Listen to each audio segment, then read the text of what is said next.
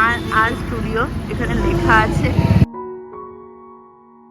আমি তোমাদের সাথে শেয়ার করছি ডিডি নাম্বার 1-এ কি কি কোশ্চেন করে। তো ফার্স্ট কোশ্চেন যেটা করে হচ্ছে তোমার বিষয় ছোট করে। আমার কাছে একটা বিষয় ছিল, তোমাদের কাছে যেরকম যেটা বিষয় থাকবে তোমরা কিন্তু সেই বিষয় নিয়ে কথা বলতে পারবে।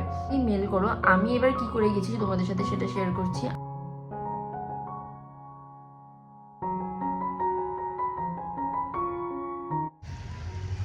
Hello everyone, good morning, welcome back to my channel, my self custody and welcome back to another mini blog. আজকের ব্লগটা আমার কাছে ভীষণ স্পেশালি হতে চলেছে, জাস্ট বিকজ তোমরা থাম্বনেল দেখে বুঝতে পেরে গেছো যে আজকে আমি কোথায় যেতে চলেছি। হ্যাঁ, ডিডি নাম্বার 1 থেকে আমার ডাক পড়ে এবং সেখানে আমি আজকে অডিশন দিতে যাচ্ছি। তো আমি ভীষণ এক্সাইটেড যে কি হবে না হবে, প্রচণ্ড নার্ভাস। কালকে রাত্রিটা বলতে পারো ঘুমাতেই পারিনি। আর আমাকে না পরশুদিনকে মেলটা পাঠিয়েছে, যেটা আমি কালকে রাত্রিবেলা আমি মেলটা চেক করি এবং দেখতে পাই ডিডি নাম্বার 1-এ আজকে আমাকে ডেকেছে। রাত্রি প্ল্যান করে ফেলেছি যে হ্যাঁ যাব। তো আজকে সকালই বেরোবো, অনেক তাড়াতাড়ি বেরোবো। তো চলো দেখা যাক কি কি হয় না হয়। তো ভিডিওটা দেখতে থাকো। আমি ফ্রেশ হয়ে ড্রেস পরে রেডি হয়ে আছি। মায়ের রান্না হবে এবং মা সব কাজগুলো মেটাবে এবং মায়ের হাতে আমি কিছু কাজ করে দিয়েছি। তারপরে আমরা রেডি হয়ে বেরিয়ে পড়বো ডিডি নাম্বার 1-এ যাওয়ার উদ্দেশ্যে, মানে স্টুডিওতে যাওয়ার উদ্দেশ্যে। স্টুডিওতে আজকে শুধুমাত্র আমি অডিশন দিতে যাচ্ছি, তোমাদের আগেই বলেছি সেই কথাটা। তো প্রচণ্ড আমি নার্ভাস হয়ে আছি, যার জন্য কি বলবো কি করবো কিছু বুঝতে পারছি না, ভীষণ আমি নার্ভাস হয়ে আছি। তো তাতে এবার রেডি হয় না। কোনো শুভ কাজ কিংবা কোনো ভালো কাজ করবার আগে ভগবানকে স্মরণ করে বেরিয়ে রেডি হয়ে গেছি, দেখতেই পাচ্ছেন। এবার আমরা বেরোবো, আর ওইদিকে আমার বাবা যাই হোক, তাহলে চলো বেরোনো যাক এবং দেখা যাক কি হয়। তো এখন আমরা বাড়ি থেকে বেরিয়ে পড়েছি কলকাতার উদ্দেশ্যে। এত গরমের মধ্যে ট্রেন জার্নি করে আর যেতে ইচ্ছা করছিল না, তাই গাড়ি করেই এখন আমরা যাচ্ছি। মায়ের এই ছোট্ট ইচ্ছে এবং স্বপ্ন যেটাই বলো না কেন সেটা পূরণ করতে পারছি, এটাই আমার কাছে অনেক কিছু। জীবনে যে জিনিসটার কথা কোনোদিনও স্বপ্নেও ভাবিনি সেই জিনিসটা আজকে পূরণ করতে চলেছি, এটাই আমার কাছে অনেক। দেখো, সবাই তো অডিশনে যায়, আমিও সেরকম একজন অডিশনে যাচ্ছি। সিলেক্টেড হচ্ছি কি হচ্ছি না সেটা বড় কথা নয়, কিন্তু সেখান পর্যন্ত যে পৌঁছাতে পেরেছি এটাই আমার কাছে অনেক। আমরা এখন প্রায় বলতে পারো কলকাতায় ঢুকে পড়েছি। আর মায়ের তো ৪ চাকায় গেলে একটু শরীর খারাপ হয় এবং আমি ভীষণ নার্ভাস ছিলাম, তাই বেশি ভিডিও ক্লিপিংস করিনি। যাই হোক, রাস্তায় গল্প করতে করতে চলে গেছিলাম। আর রাস্তায় যেতে যেতে এত জোর খিদে পেয়ে গিয়েছিল, তাই একটা কেক কিনে খেয়েছিলাম। প্রচণ্ড আমি আসলে নার্ভাস ছিলাম, যেটা তোমাদের বারবার ধরে বলছি, কিন্তু তোমরা আমার মতো এরকম ভুলটা করো না। আমরা গেছিলাম DRR স্টুডিও, যেটা রাজারহাটে আছে, সেখানেই আমাদেরকে ডেকেছিল, সেখানেই আমরা কিন্তু গেছিলাম অডিশনের জন্য। DRR স্টুডিও এখানে লেখা আছে। DRR স্টুডিওর ভেতরে ঢোকা মাত্র ভিডিও কোনো ক্লিপিংস কোনো কিছু নিতে বারণ করে দিয়েছিল, তাই জন্য তোমাদের সাথে সেই অর্থে ভিডিও ক্লিপিংস শেয়ার করতে পারছি না, কিন্তু যতটুকু পেরেছি ততটুকু তোমাদের সাথে শেয়ার করছি। ভেতর ঢোকা মাত্র ফার্স্ট যে বিল্ডিংটা ছিল সেখানে কিন্তু ডিডি নাম্বার 1-এ অডিশন এবং ফর্ম দেওয়া হচ্ছিল। সেখান থেকে একটা ফর্ম নিয়ে ফিল আপ করা হয়ে গেছে। তারপর কয়েকটা ভিডিও বানিয়েছিলাম জাস্ট এমনি, এবং জীবনে যে স্বপ্নটা পূরণ করতে এসেছি সেটা যাতে সারা জীবন স্মৃতি হিসেবে আমার ইউটিউব চ্যানেল এবং আমার গ্যালারিতে থাকে, তাই জন্যই কয়েকটা ফটো এবং ভিডিও ক্লিপিংস নিয়েছি। জীবনে ফার্স্ট টাইম আমি এরকম স্টুডিও ফ্লোর দেখছি, আগে কখনো এরকম জায়গা আমি ঢুকিও নি, দেখিও নি। তো এটা আমার কাছে বলতে পারো ১ম বার নতুনত্ব একটা এক্সপেরিয়েন্স হলো। ভীষণ ভালো লেগেছে সেখানে গিয়ে, যদিও সিলেকশন হই কি না হই সেটা বড় কথা নয়, কিন্তু সেখান পর্যন্ত যেতে পেরেছি সেটাই আমার কাছে অনেক কিছু। তারপর অডিশন কমপ্লিট হয়ে যাওয়ার পর জায়গাটা একটু ঘুরে দেখছিলাম, দেখি পেছন দিকটাতে হচ্ছে দাদাগিরি স্টুডিও ফ্লোর, এবং এই জায়গায় এসে আমার মা তো ভীষণ খুশি। গরমের মধ্যে আর পাচ্ছি না আমরা থাকতে। এবার আমাদের অডিশন কমপ্লিট হয়ে গেছে, এবার এখান থেকে বেরিয়ে যাওয়ার চেষ্টা করব আর কি। জানি না আদৌ সিলেকশন হবে কিনা, আর কি কি কোশ্চেন করেছে সেটা আমি তোমাদের বাড়িতে গিয়ে জানাবো। চলো তাহলে এখন বাড়ির উদ্দেশ্যে যাওয়া যাক। আমরা ডিডি নাম্বার 1-এর অডিশন দিয়ে বেরিয়ে পড়েছি, এখন বাড়ি ফেরবার পথে আছি।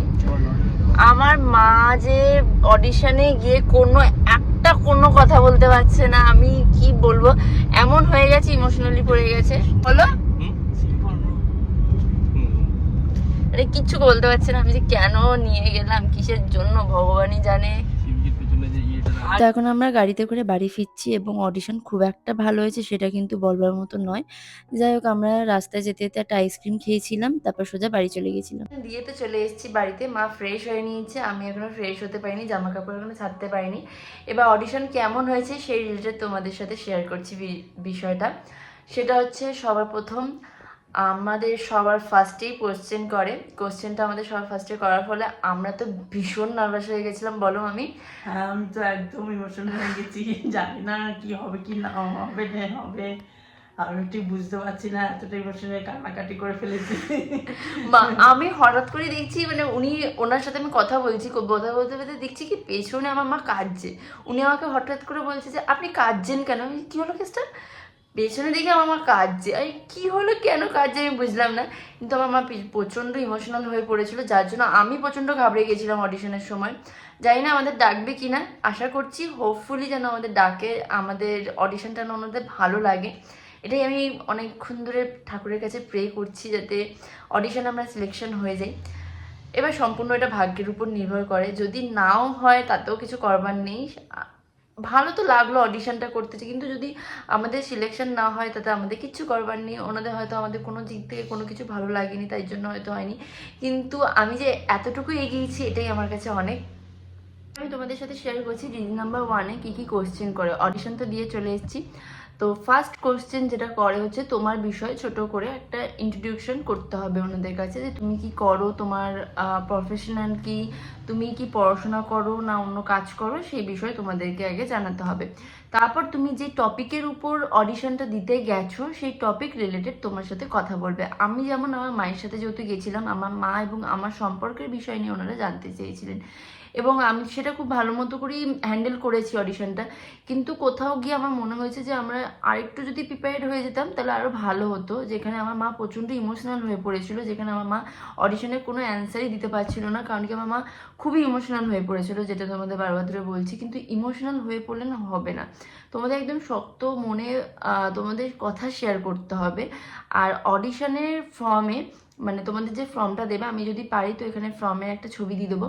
ফর্মের ফার্স্ট কোশ্চেন হোক, যাই হোক কিছু হোক না কেন, সেখানে সবার ইয়েতে লাস্টে একটা কোশ্চেন থাকে, সেটা হচ্ছে তুমি কেন নিজেকে দিদি নাম্বার 1 মানে হতে চাও, কিংবা তুমি দিদি নাম্বার 1-এ কেন যেতে চাও।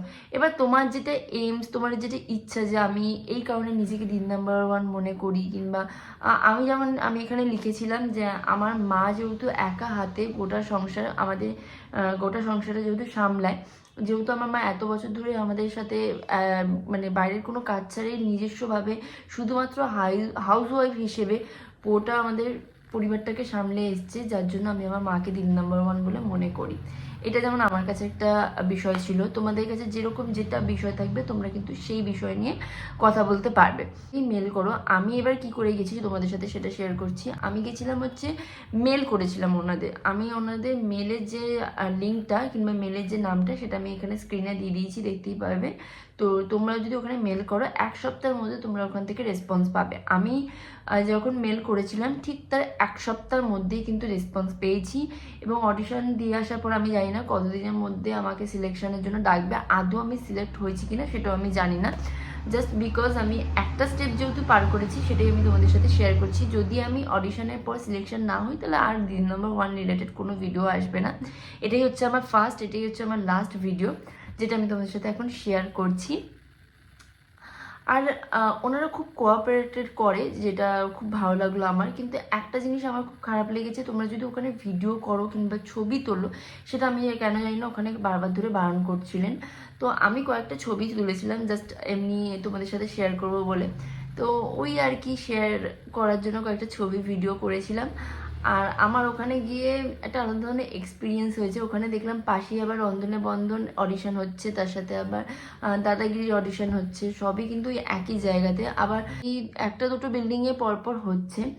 আর জায়গাটা হচ্ছে তোমাদের আরেকবারও বলছি, DRR স্টুডিও, রাজারহাট শিবতলার মোড়, এরকম কিছু একটা জায়গাটার নাম। DRR স্টুডিও বললেই রাজারহাট যে কেউ ওই জায়গায় নামিয়ে দেবে। আর আমার মোটামুটি বিশ্বাস করো আমি এক্সপেক্টই করিনি যে আমাকে ওখান থেকে মেল পাঠাবে, এটাই যে আমাকে পাঠিয়েছে এটাই আমার কাছে অনেক। আর আর সেরকম কোনো কিছু বলবার নেই। কোশ্চেনগুলো তোমাদের বলে দিয়েছি কী কী কোশ্চেন তোমাদের জিজ্ঞেস করবে, আর তোমরা যতটা পারবে শর্ট ফর্মে নিজেদের বিষয়ে কথা বলবে। একদম মানে কথা অ্যাঁ করলে চলবে না, একদম স্ট্রেট ফরওয়ার্ড কথা বলতে হবে, কারণ কি ওনারা সময় কিন্তু খুব কম দেয়, খুবই কম, মানে পরপর কোশ্চেন তোমাদের জিজ্ঞেস করতে থাকে, যেটা আমার ক্ষেত্রে হয়েছে। বা আমাকে যেহেতু ফার্স্টেই আমাকে কোশ্চেন করেছে, আমি ভীষণ নার্ভাস হয়ে গিয়েছিলাম। যার জন্য আমি জানি না কি হবে না হবে। যদিও অডিশনটা আমার মনে হচ্ছে যে চান্স নাও পেতে পারি, সিলেকশন নাও হতে পারি, তাতে কিছু করবার নেই। এই আর কি, এইটুকুই আজকে ভিডিওটা। আশা করি আজকে ভিডিওটা তোমাদের দেখতে ভালো লেগেছে। ভালো লাগলে অবশ্যই লাইক এবং সাবস্ক্রাইব করে দিও। দেখা হবে অন্য কোনো ভিডিওতে। বাই।